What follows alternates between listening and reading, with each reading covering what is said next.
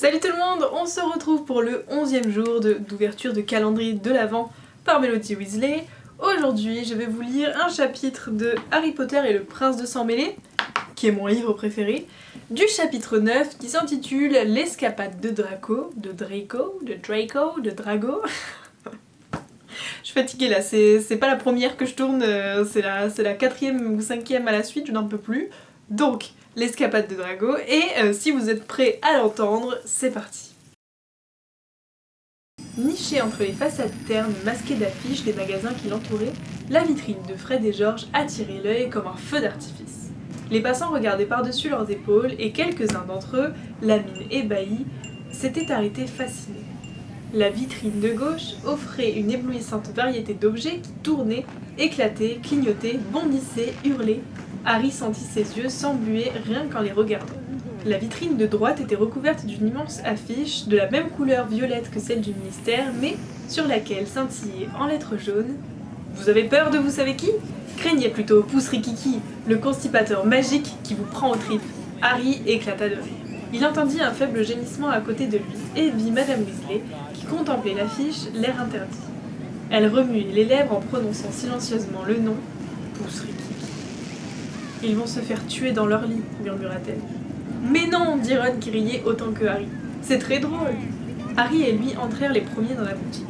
L'endroit était bondé et Harry ne parvint pas à s'approcher des étagères.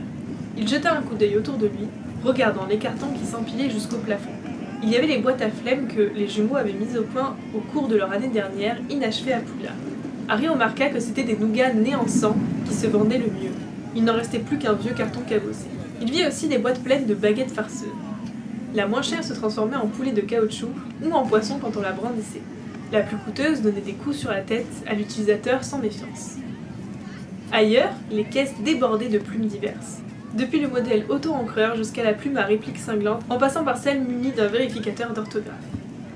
Un espace s'ouvrit dans la foule et Harry se fraya un chemin en direction du comptoir devant lequel un groupe d'enfants de 10 ans regardait d'un air ravi un petit bonhomme de bois monter les marches d'une potence.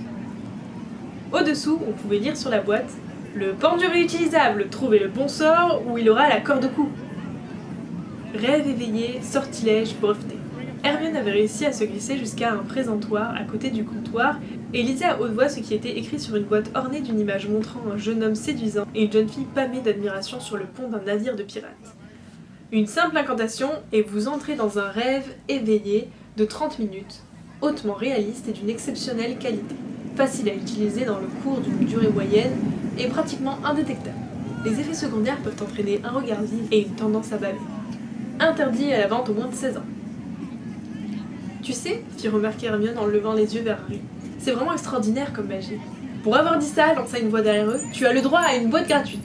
Fred s'était rapproché, la mine réjouie. Vêtu d'une robe de sorcier magenta qui jurait magnifiquement avec ses yeux d'un roux flamboyant. « Comment vas-tu, Harry ?» Ils se serrèrent là. « Qu'est-ce que tu as à l'œil, Hermione ?»« Ton télescope m'a donné un coup de poing, » répondit-elle d'un air piteux. « Oh mince, je les avais oubliés ceux-là, » dit Fred. « Tiens !» Il sortit un flacon de sa poche et lui tendit. Hermione dévissa précautionneusement le bouchon et découvrit à l'intérieur une épaisse pâte jaune. « Tu en mets juste un peu et tu n'auras plus rien dans une heure, » assura Fred. On a été obligé de trouver un bon effaceur de bleu vu qu'on teste la plupart de nos produits sur nous-mêmes. Hermione paraissait inquiète. C'est sans danger, hein ? Bien sûr que oui, répliqua Fred d'un ton rassurant. Harry laissa Hermione soigner son œil au beurre noir et suivit Fred vers le fond du magasin où se trouvait un présentoir de tours de cartes et de cordes. De la magie moldue, dit Fred d'une voix enjouée. Pour les cinglés comme mon père qui adore les trucs de moldu. Ça rapporte pas beaucoup, mais les ventes sont régulières et ce sont des grandes nouveautés. Ah, voilà George. Le jumeau de Fred serra énergiquement la main de Harry. « Tu lui fais visiter ? Viens dans l'arrière-boutique, Harry. C'est là qu'on gagne vraiment de l'argent. »« Et essaye de voler quelque chose, toi, et ça te coûtera beaucoup plus cher que des galions » ajouta-t-il d'un ton menaçant à l'adresse d'un petit garçon qui ôta précipitamment sa main d'un bac comportant l'étiquette « Marque des ténèbres comestibles, elles rendent malade à tous les coups. » George écarta un rideau à côté des tours de magie moldus et Harry découvrit une pièce plus sombre où il y avait moins de monde. Les emballages des produits alignés sur les étagères étaient plus discrets. « Nous sommes en train de lancer une ligne plus sérieuse, » expliqua Fred. « C'est drôle, la façon dont ça s'est passé.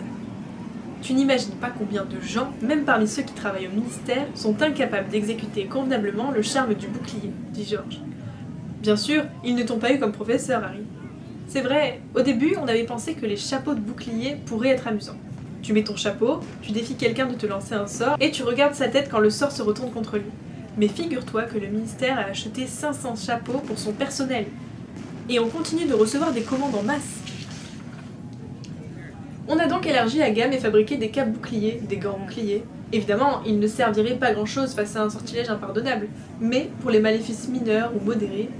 Ensuite, on s'est dit qu'on devrait se lancer dans la défense contre les forces du mal, d'une manière plus générale, parce que c'est ça qui nous rapporte, poursuivit Georges avec enthousiasme. Voilà un truc formidable. Regarde, la poudre d'obscurité instantanée. On l'a fait venir du Pérou. Très commode si tu veux disparaître rapidement. Et les leurres explosifs se vendent comme des petits pains. Regarde, dit Fred en montrant d'étranges objets noirs en forme de trompes d'automobile qui essayaient de s'enfuir. Tu en fais tomber un subtilement et il se met à courir et produit une belle explosion un peu plus loin en t'offrant de la diversion dont tu as besoin. Pratique. Pratique, commenta Harry impressionné. Tiens pour toi, dit Georges, qui en prit deux et lui lança.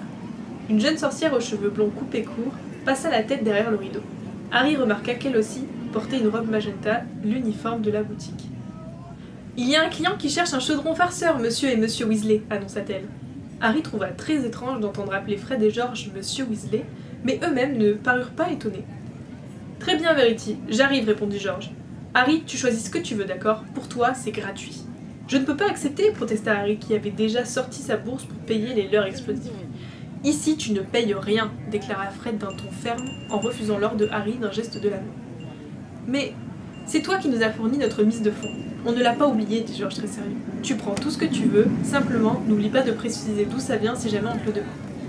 George repassa de l'autre côté du rideau pour aider à servir les clients, et Fred ramena Harry dans la partie principale du magasin où il retrouva Hermione et Ginny qui continuaient à s'intéresser de près au sortilège breveté de Rêve éveillé. Dites-moi les filles, est-ce que vous avez vu notre gamme charme de sorcière demanda Fred. Suivez-moi, mesdemoiselles. Près de la vitrine étaient exposées des rangées de produits d'un rose violent autour desquels un groupe de filles surexcitées gloussaient d'enthousiasme. Hermione et Ginny restèrent en arrière, l'air réticent. Et voilà, s'exclama Fred avec fierté, le meilleur choix des filtres d'amour que vous puissiez trouver. Ginny, visiblement sceptique, haussa un sourcil. Et ça marche? Bien sûr, jusqu'à 24 heures d'affilée selon le poids du garçon. Et la beauté de la fille, dit George, en réapparaissant à côté d'elle. Mais nous n'en vendons pas à notre sœur, ajouta-t-il soudain sérieux. Surtout pas quand on sait qu'elle a déjà 5 petites amies, d'après ce que nous avons. Tout ce que raconte Ron n'est qu'un énorme mensonge, répliqua Ginny d'un ton très calme, en se penchant pour prendre un petit pot rose sur l'étagère. Qu'est-ce que c'est que ça? Un efface-bouton, 10 secondes garantie, répondit Fred. Conviens à tout, depuis les points noirs jusqu'au furoncle, mais n'essaye pas de changer de conversation.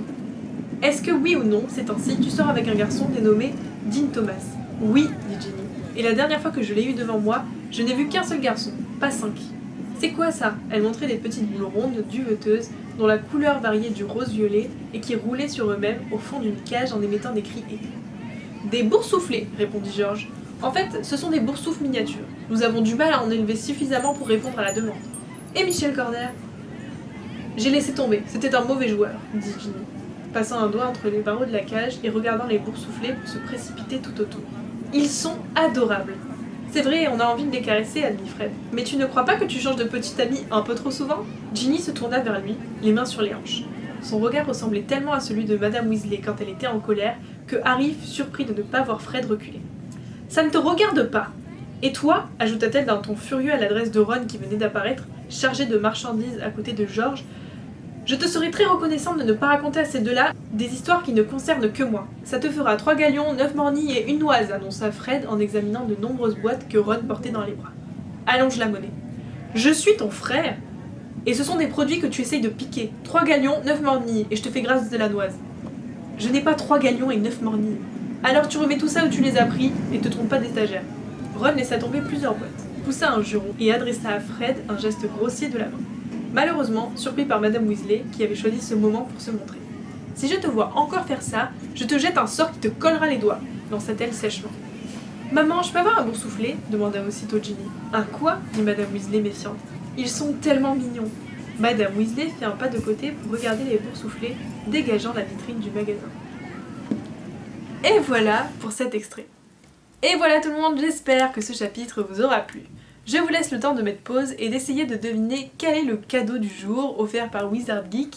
Donc je vous laisse mettre pause et je vais vous révéler ça tout de suite. Ce que vous pouvez tenter de remporter aujourd'hui, c'est un boursouflé. C'est pas trop mignon, il est trop chou.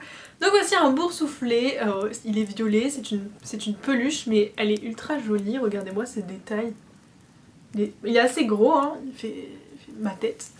Donc voilà, si vous voulez tenter de remporter ce boursouflé, n'hésitez pas à nous rejoindre sur Instagram, les liens sont en barre d'infos, les concours se passent toujours par là-bas, vous avez 24 heures pour tenter de le gagner.